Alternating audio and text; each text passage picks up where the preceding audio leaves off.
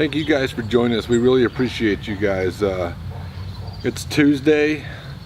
Everybody's just getting back from Labor Day weekend, had a few days off. A lot of you guys were out racing. Outdoor motocross is kind of coming to an end, and everybody's back to the grind today. It's kind of, for a lot of us, it's the end of summer, so that can kind of bring on the blues. Kind of want to finish where we left off last time. I did a Start Living Part 1. You know, we're all about freeing your soul, and what does it mean? Why are people different? And I kind of want to get started back with that. I want to draw a Y pattern, which I like to use. It kind of helps simplify life and the way we look at things. And I want to put some motocross starting gates here to kind of symbolize life. Life, as I said, is like a race, and we want to stay in the fight.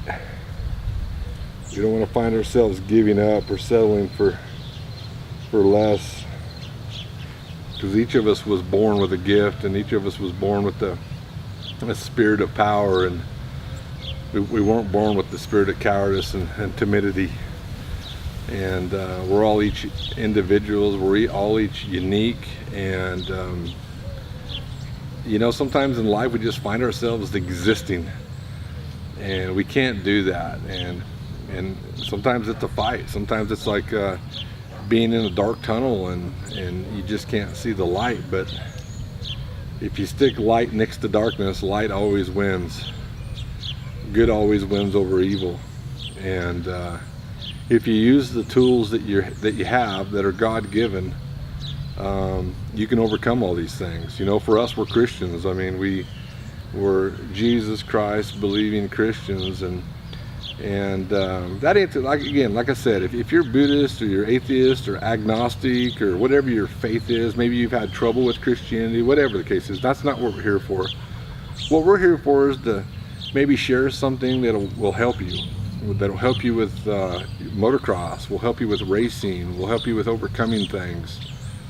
It doesn't matter what it is, but I tend to use motocross because it's what faith culture represents. It's what we like to do. It's what I grew up doing. I love riding motorcycles. So, you know, if we go back to this here, we got a starting gate here. And I mentioned last time, the way we think in life will either bring death to us or it'll bring life to us. And I'm going to symbolize here death and life on the way we think. Now, again, we're not talking about a physical death. We're talking about a spiritual death. We're talking about, it almost feels like we're dying inside. You know, it could be we're depressed. Could be we're dealing with a jealousy issue. It could be we don't feel good about ourselves. It could be we don't feel good about our performance. Maybe the results aren't there. We're not getting the results, or we're struggling. Maybe we're coming off an injury and we just can't quite get back in the flow and ride like we once were riding, and that'll bring you down. All that stuff will bring you down, and if it gets you down, it can be tough to get back up. So we're going to talk about that here. Again, last time we talked about the fact that this is a motocross gate here, and each one of these gates represents something different. It could represent maybe a struggle you're having with performance out on the track. Maybe it could be you're bitter. Maybe it could be you have a belief issue. Maybe it could be you have a forgiveness issue. Again, we talked about this last time. Maybe the person over here is happy, and the person over here believes, and their results show. This person over here forgives easily, and they always maintain a position of strength. But why does that person get caught in bondage of being bitter, or or maybe struggling with some forgiveness issues, or just believing in themselves? But yet the person over here believes in themselves. Well, there's a lot of different reasons. And I just want to state, and I can't state enough, none of this is easy. We all struggle with these things. The only difference is, and again, nobody's perfect. Nobody will be the best at any one of these things. But the point to all this is not living there. If you're living day out and day in and day out in depression, that's a problem. That's not how we were made. If you're living in a day in and day out bitter or not thinking you're good enough, that's a problem. If you're living day in, day out comparing yourself to the rider in the gates next to you, there's 40 riders on this gate, and each one of you is different. Every rider is different. You should not compare yourself to any one of them. Now, there's good comparisons, like, you know, I hope that I can, you know, get my training program to where I'm having the results like that person, but that's where it needs to end, because most of the time when we compare ourselves, it only has negative repercussions. It only takes away from our self-dignity. It only takes away from our own self-belief. So again, in life we have choices, and we need to bring it down to simplicity. We want to complicate it, and we have two choices. You either think in a way that brings you death, or you think in a way that gives you life. Those are your two choices. And the choice is up to you. It's not up to anybody else. It's not up to your mom, your dad, your teacher, your coach, your pastor. It's up to you. And that choice happens right here. Okay? Again, I stated last week, and you get up one morning, it's the last race of the season in motocross. You get up one morning and your boyfriend or girlfriend pisses you off because they didn't make the eggs the way you liked it. So you got up bitter. On the way to the track in your moto van, somebody cuts you off on the way to the track because you're running a little bit late because of your temper tantrum you threw back at your house. Maybe you didn't do that. So that creates more frustration. You get to the track, you roll through the gate, and you shake a lot of it off.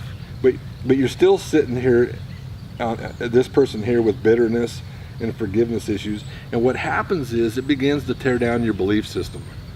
You got out of bed, you went to bed the night before believing in yourself 80-90%.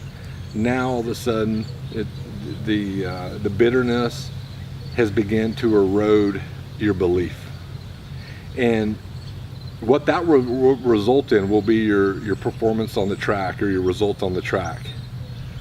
So now you roll out on the track. You know, the ruts are deep, the track's muddy. You go down somewhere on the track, and that's one of them things that can hurt you or make you better. But if you already have these things going on and you're not at 100% or 90%, it's just going to add to your frustration. So how do we get over it? And we're going to talk about that here. If we go back to the board here, this is you. And again, when we talk about the soul, we're talking about our mind, the way we think, our emotions, our will, our feelings. We're not talking about, you know, when we talk about our soul, we talk about our heart. You know, our brain is the physical part of our head, but we're talking about the thinking part. You know, the thinking part is broken up into two parts: your conscious mind and your subconscious mind. But so what happens is, when things happen, whether it's the eggs in the morning before the race, maybe you're rolling up to the gate and you're noticing the guy or girl on each side of you has a brand new back tire and you don't, and the track's muddy. It begins to play with your head, and then emotions kick in, right?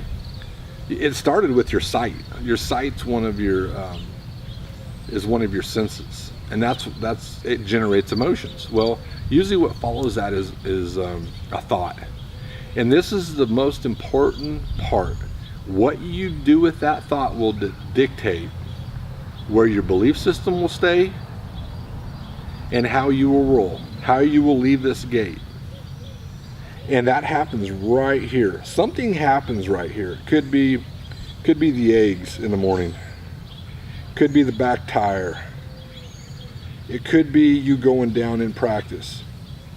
All of those things create an emotion right here, which creates a feeling. But this spot right here is a choice. This is a choice.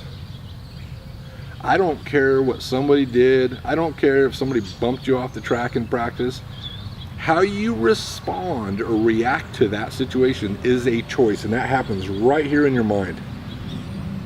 And how you react will generate death or life. It will make you better or it'll make you bitter. The choice is yours. And if you don't start getting a handle on this, and you get a handle on it early, you're going to give those issues life. You're going to give bitterness life. You're going to give jealousy life. You're going to give your belief in yourself, or lack of belief in yourself, life. And that's called bondage. And you will have chains and shackles on you, and you will not live the life you were designed to live. Nor will you ride the way, you will not ride with your gift to the full potential, because you and you only are dictating that.